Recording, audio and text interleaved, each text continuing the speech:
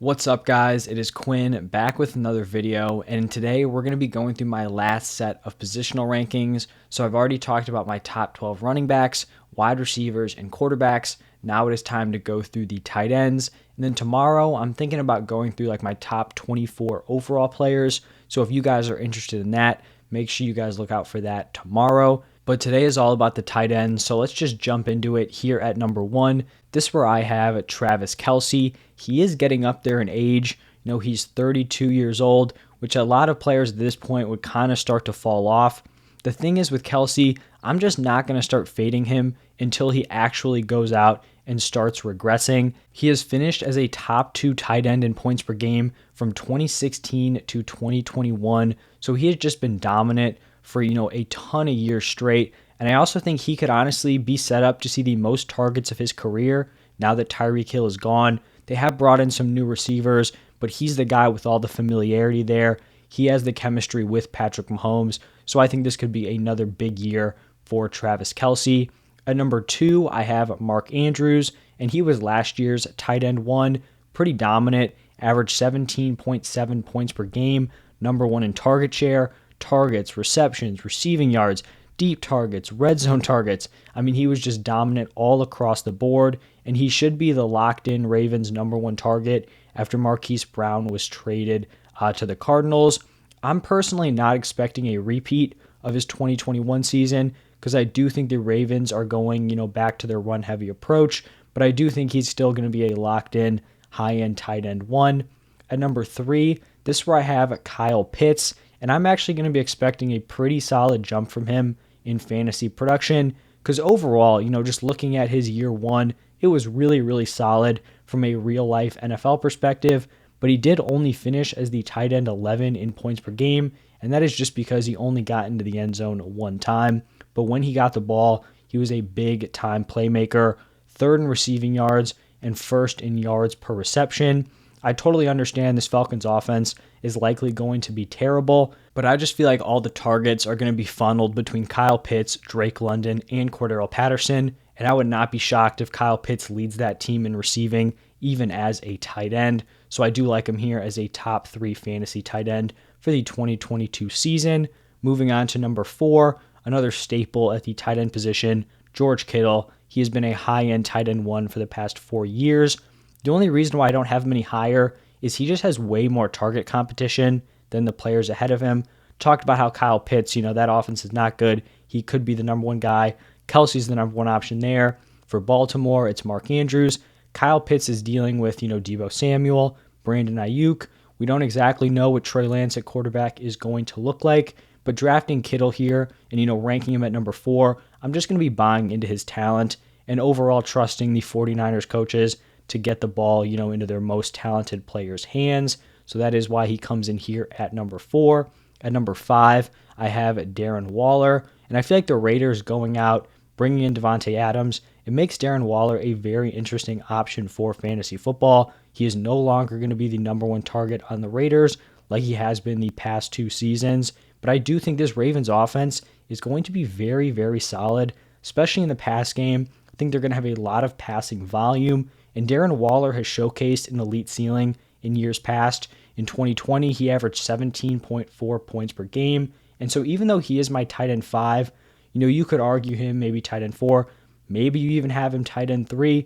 He's my tight end 5. But I'd rather, draft Darren Waller at his current price of like a mid-4th round pick than draft Kelce as like an early 2nd, late 1st, or going after Andrews as like a mid-tier 2nd. So I would rather just wait and take Darren Waller, who I think does have a high ceiling, but isn't, going to be worth as much in terms of draft capital. Now moving over to number 6, this player hasn't even committed to playing this season in the NFL, but I did just want to rank Gronk in here because if he does play, he is going to take this number 6 slot.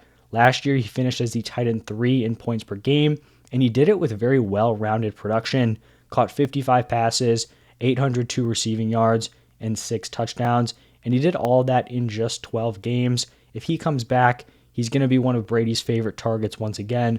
This Bucs offense is going to feast, ton of passing volume there. So once Gronk commits to coming back, or if he commits, he's going to be locked in for me as a mid-tier tight end 1.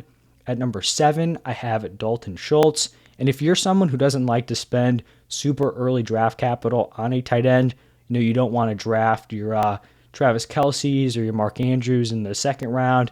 You don't even want to spend, third or fourth round capital on Pitts, Kittle, or Waller. I feel like Dalton Schultz could be your guy as a great mid-round tight end option. He broke out in 2021, averaged 12.3 points per game, finished as the tight end 5 in points per game, and that was kind of starting off the year without being the clear tight end 1. He is going to be the number 1 guy from week 1 here in 2022, and he may actually see an even bigger role with the Cowboys losing Amari Cooper. Kind of jumps up a spot in terms of the target chain. So I really like Dalton Schultz heading into this season. Then at number 8, this is where I'm going to have TJ Hockenson, and he finished as the tight end 6 in points per game last year. So just a very safe, mid-tier tight end 1 option. The problem is this year, I'm just not really seeing the upside with him. Last year, the argument for picking Hockenson was he's going to be, one of very few weapons on that Lions team. So they may have a bad offense, but he could just get targets kind of funneled to him. It really was only like him, Swift.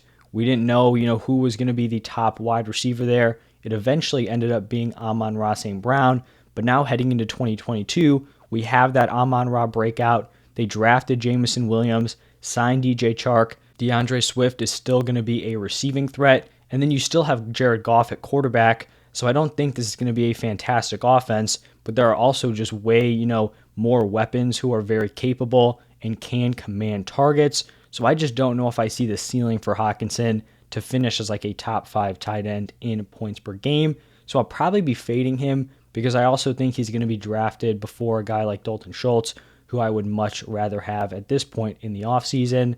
At number 9, I have Dallas Goedert, and kind of similar to TJ Hockenson, I just don't know if Goedert can be a high-end option due to his target competition. He's going against guys like A.J. Brown and Devonta Smith.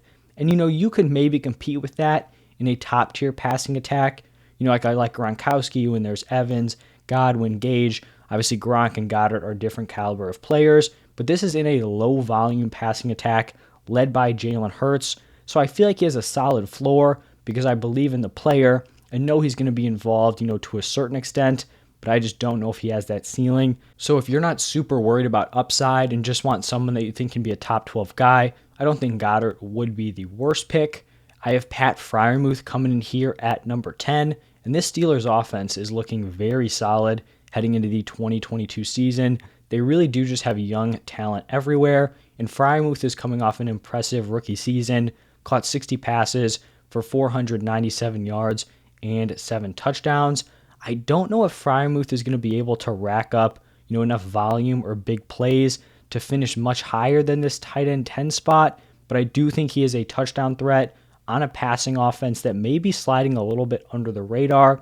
And I also think, if you're a tight end who produces well as a rookie, I do think you're kind of in store for a jump just in terms of improvement and kind of just acclimating to the NFL. At number 11, we have another tight end who had a breakout last season, and that is Dawson Knox. He was the tight end 9 in points per game.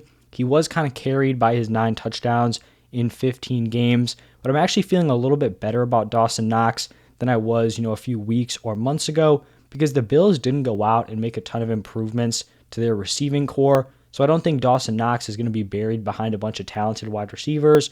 And if he can see a jump in his volume, I feel like we may be looking at a guy who has like mid-tier tight end 1 upside, even if he doesn't go absolutely absurd with the touchdowns. And then to finish up this top 12, this is where I have Zach Ertz. I honestly could see Ertz falling lower than this. Maybe I move him down in the future.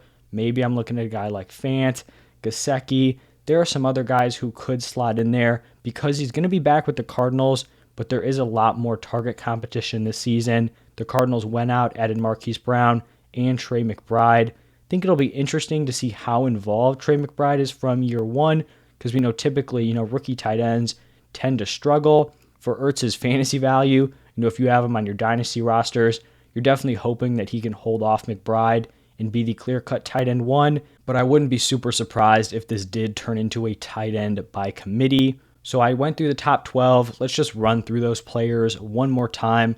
At number 1, we got Travis Kelce. Number 2, Mark Andrews. Number 3, Kyle Pitts.